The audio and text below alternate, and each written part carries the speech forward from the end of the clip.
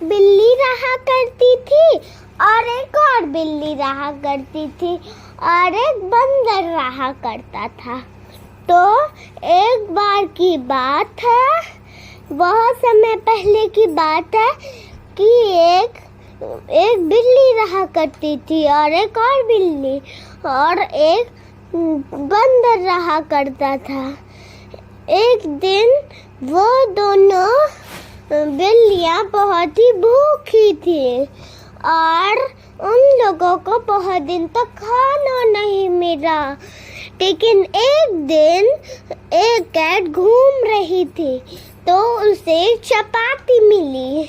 तो चपाती को देखते उसके मुंह में पानी आने लगा।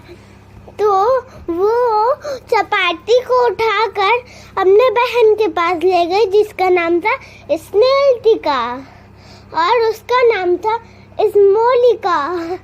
और फिर वो गए अपने फ्रेंड स्नेल्टिका के पास।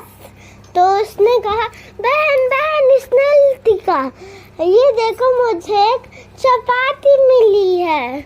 तो उसने कहा, इधर आओ, इधर लाओ, मैं बांटती हूँ सबको। तो उसने दे दिया उसको। तो उसने कहा, मैं खाऊंगी। तो उसने बोला, मैं खाऊंगी। तो वहां से एक बंदा गुजर रहा था तो उसने कैट को लड़ते हुए देखा। तो बंदर ने कहा, क्यों झगड़ रही हो, बांट के खाओ ना। तो कैसे? तो वो कहे, बड़ी कैसे?